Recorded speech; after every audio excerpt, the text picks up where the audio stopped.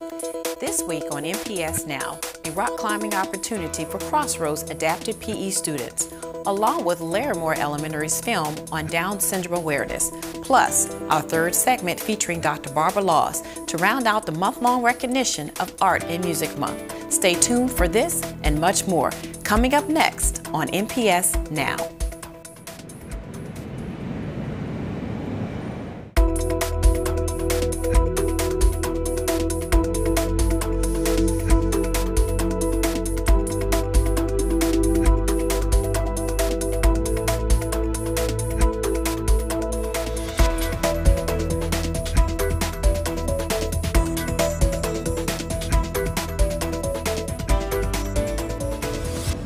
Hello and welcome to NPS Now, your source of news and information about Norfolk Public Schools.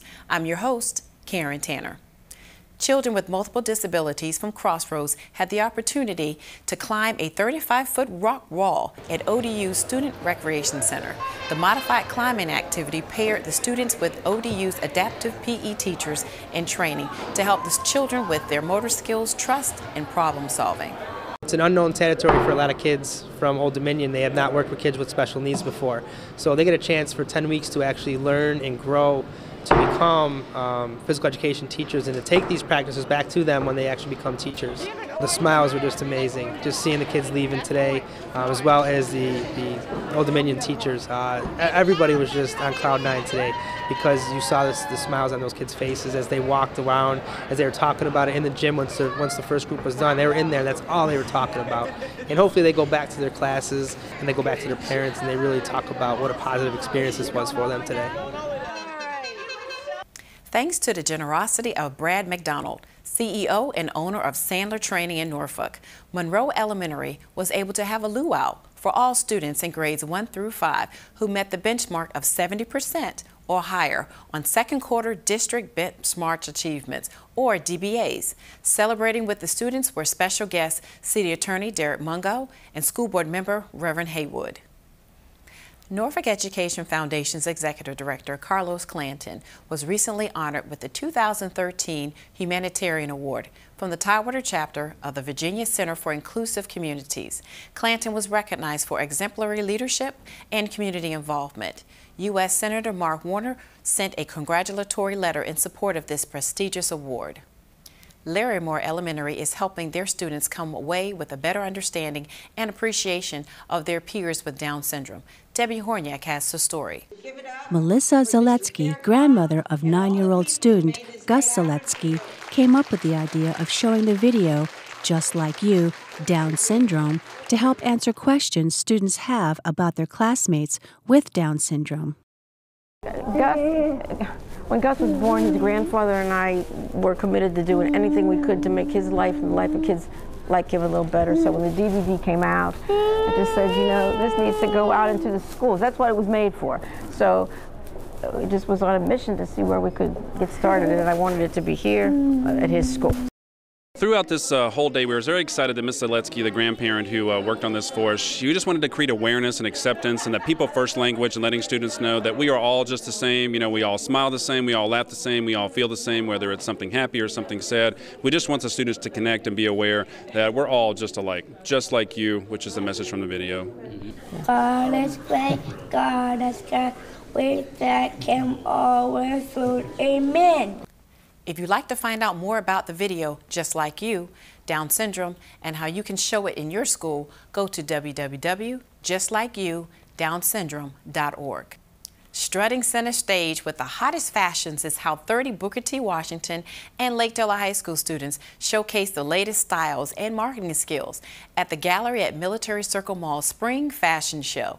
The event gave students a bird's eye view of how a fashion show is set up, along with modeling etiquette as they donned Easter, prom, and summer fashions. Norfolk Public Schools students recently represented 28 NATO countries at the Model NATO Challenge at Norfolk State University and a mock global crisis simulation.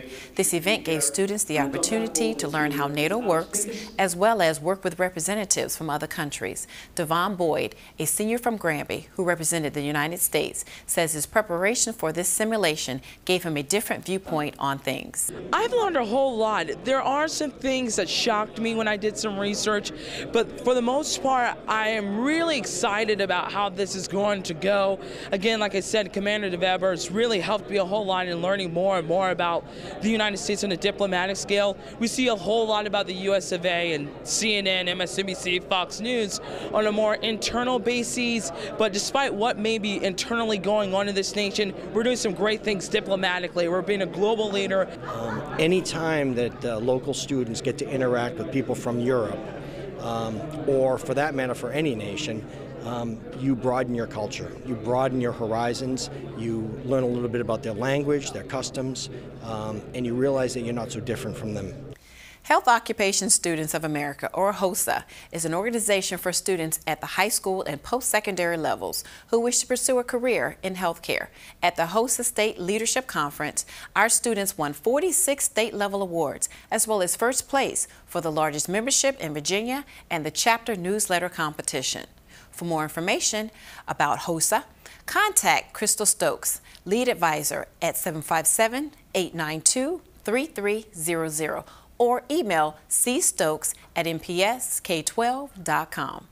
Norfolk Public Schools will kick off the 12th annual Green Reader Program at Ingleside Elementary on Thursday, March 28th from 9 a.m. to 12 noon with guest reader, City Manager Marcus Jones. This environmental awareness series features stories themed at litter prevention, geared toward pre-K through 3rd graders from April 1st to April 30th. Come be a part of an exciting cultural experience at ODU's International Festival on Sunday, April 7th from 12 noon to 5 p.m. You don't want to miss the dance performances, exotic cuisines, and children activities with over 48 countries representing their rich cultures and global displays. The Virginia International Tattoo is coming to Norfolk April 25th through April 28th at the Norfolk Scope. Come out and experience a cast of over 900 performers from around the world as our students participate in a mesmerizing show that features traditional sounds of the mass pipes and drums. Be there to see and hear the majesty of the moment. Lake Taylor High School's Fayonda Fitzgerald was named the Virginian Pilot's All-Tidewater 2013 Girls Player of the Year, and Shanette Hicks of Maury High School was named to the second team for the All-Tidewater Girls Basketball Team. Congratulations, Fayonda and Shanette. Coming up next in sports, Steve Settmiller will share information about training next on NPS Sports.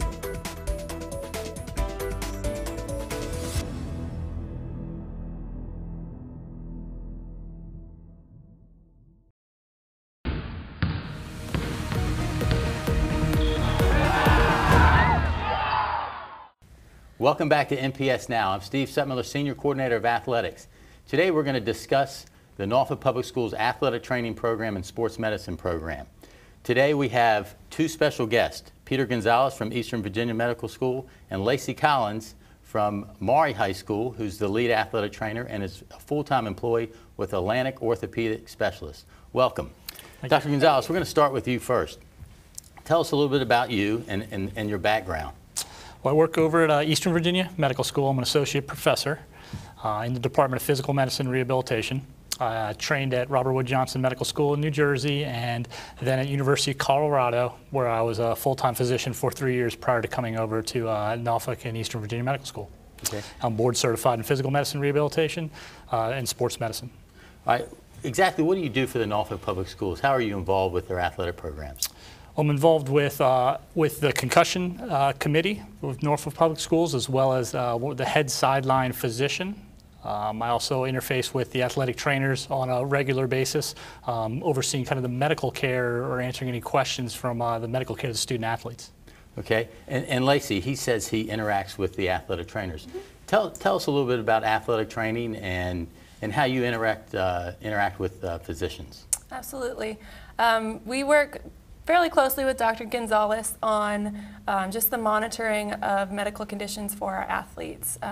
We'd mentioned the concussions, and it's very nice to have someone who is specialized in the treatment of concussions that we can contact via phone, via text message, very easily, just to make sure that our athletes are receiving the appropriate care that they need in order to get back to playing safely and in a timely manner.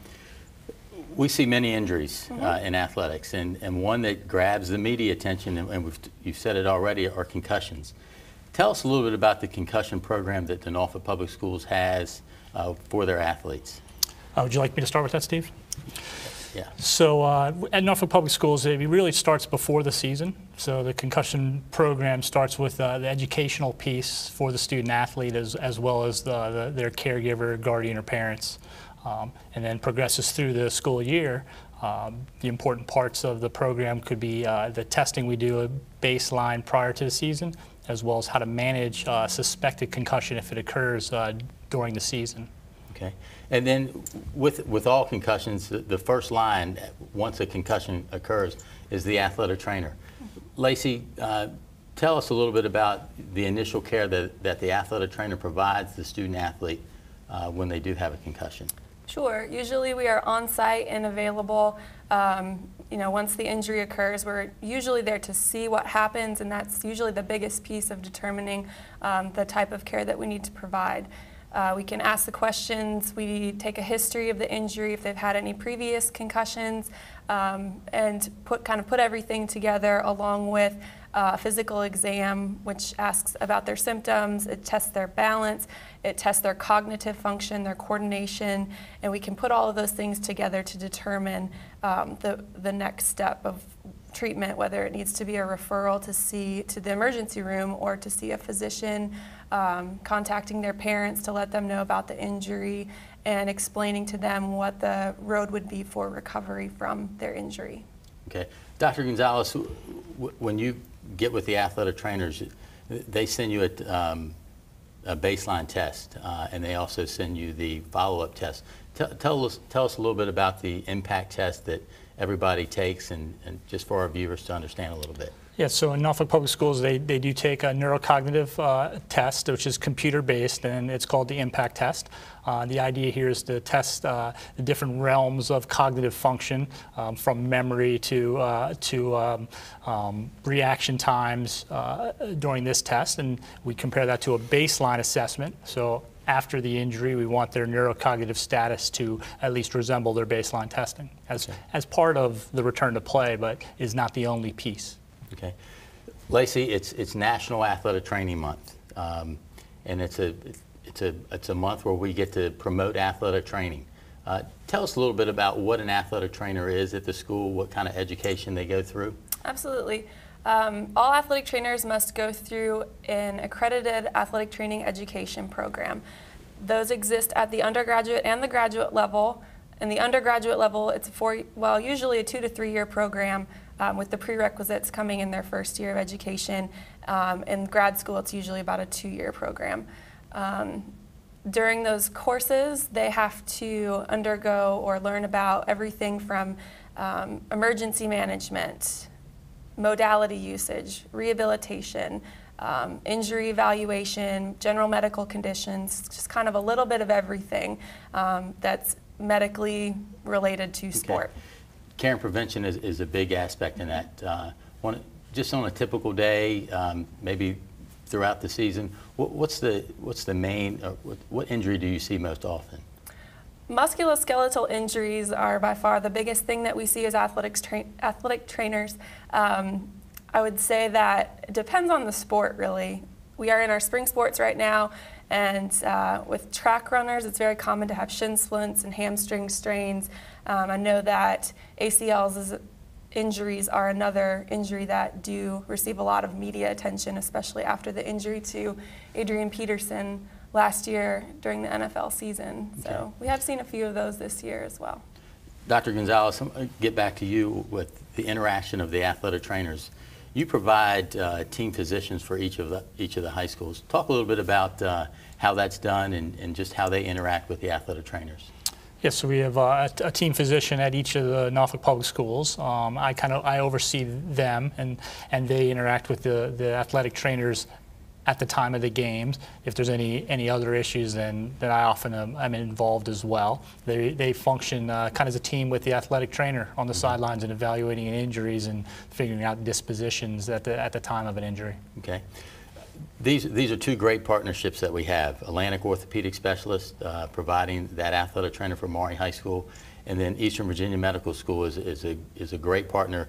And with Eastern Virginia Medical School, we already have a partnership with our medical program at Maury High School.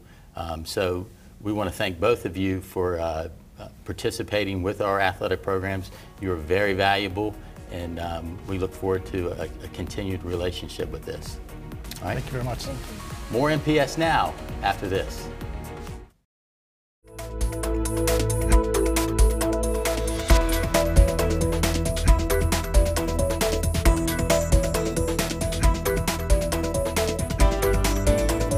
Welcome back to NPS Now. With me today is Dr. Barbara Laws, Senior Coordinator for Art Education. Welcome, Barbara, to NPS Now. Well, thanks so much, Karen. This has been a significant month. We've been recognizing music and now art. Tell me, what is the importance of art education? Well, there are many reasons to take art, and there are many things that happen for kids in the art classroom that they don't get in other places. And very often it reinforces what they are doing in their other classrooms. For instance, the ability to engage and persist through problem solving and through problem finding, being able to envision things, knowing small changes make big differences in anything that you're working on.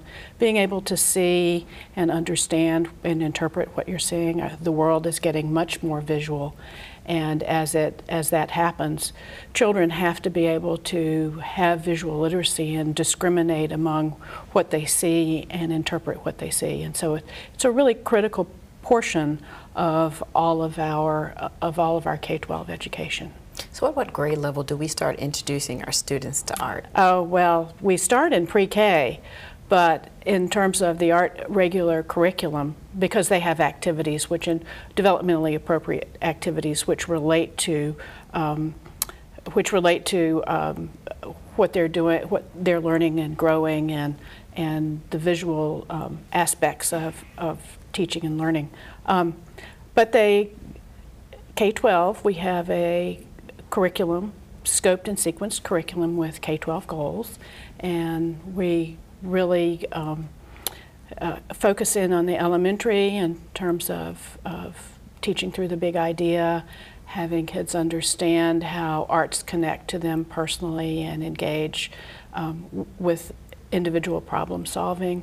Then we move into middle school, and it's an elective there, of course. We have exploratories in 6th and 7th and 8th grade at each middle school, but we also offer Art 1, the first year of the prerequisite for the upper level classes in grade 8. And then when we move to high school, we have a number of different strands in addition to Art 1, which they're also able to take at the high school level.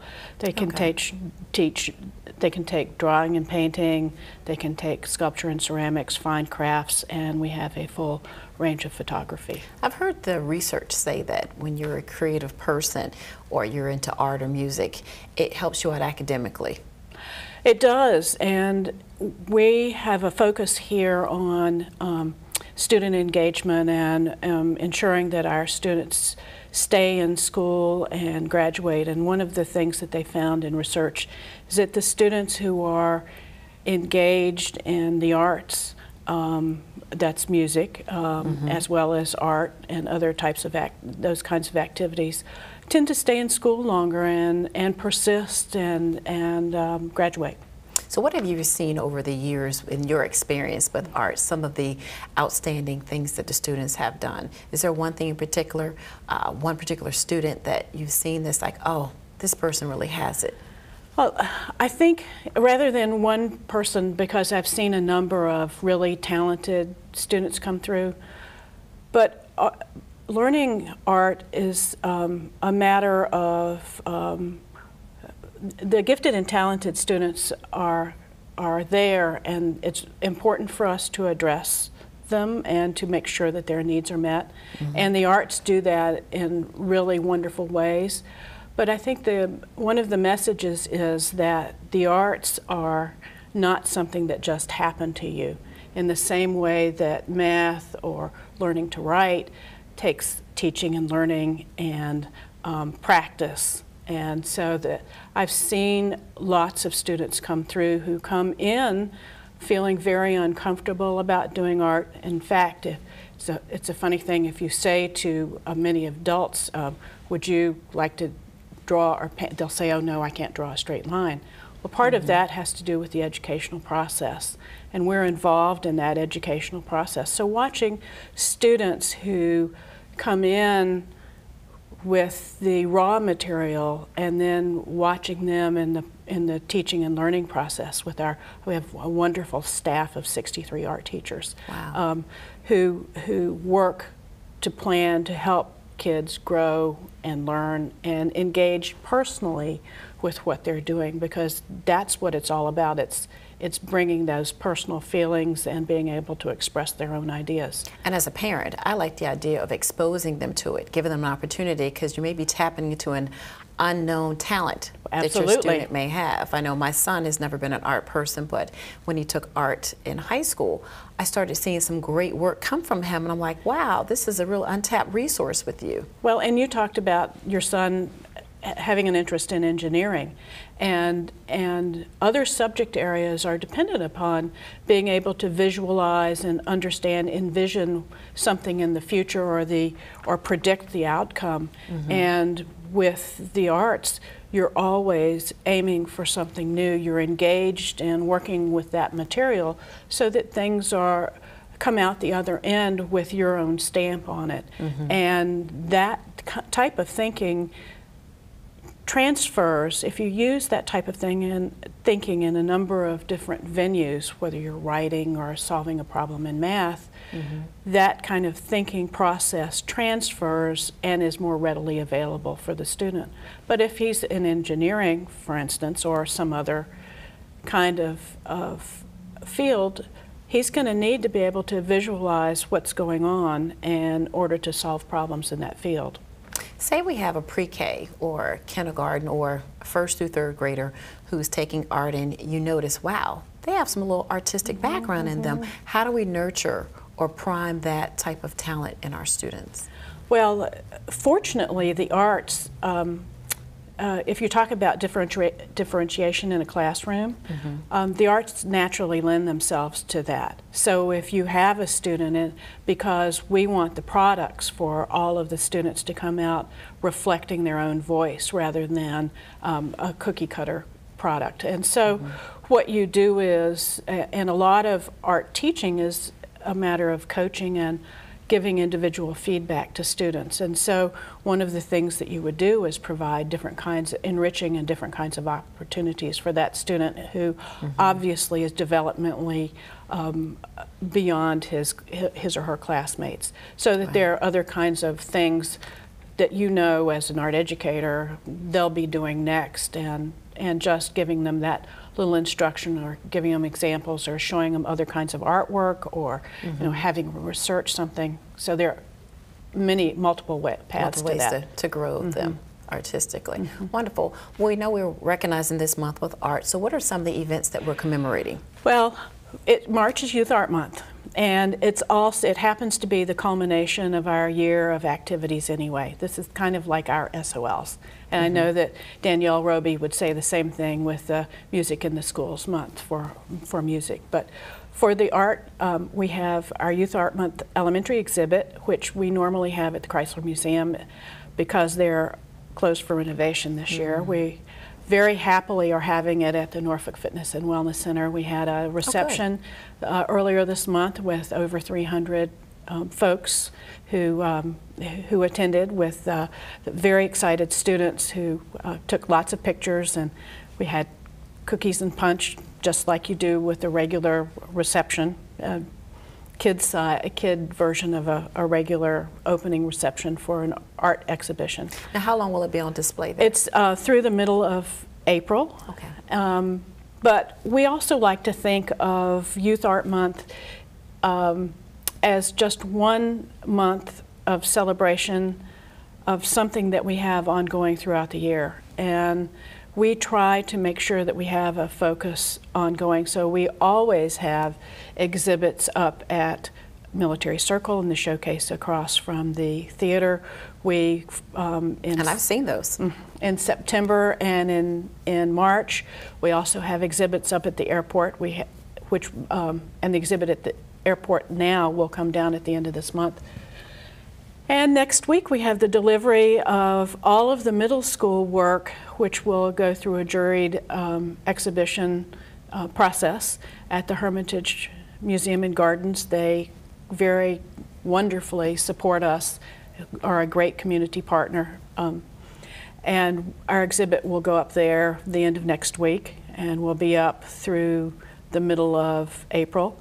And then at the middle of April, we start the process again at the Norfolk Fitness and Wellness Center with the high school work, which will receive over 700 pieces of work, which will all be juried and awards given. And these are all open to the general public? These are all open to the general public. And then the Fine Arts Festival is the second Saturday in May, and that's at Norview High School, and we will have an art show, community activities, and music all day, and students exhibiting their artwork and student art makers who are demonstrating their processes. Sounds like an exciting next couple of months. Well, for art education. It always is. So it's not just March we're celebrating, it's right, really absolutely. Throughout the year. Well, we're really fortunate that Norfolk Public Schools has been very supportive of the arts program, and we have a rigorous program from K to 12, and these are the culminating activities. Part of the artistic process is to show the public what you've done. And I want our viewers to know that you've been in Norfolk Public Schools for a number of years doing art education. Specifically, how long have you been with us, Barbara? Well, I hate to admit it, but this is my 39th year. Wow.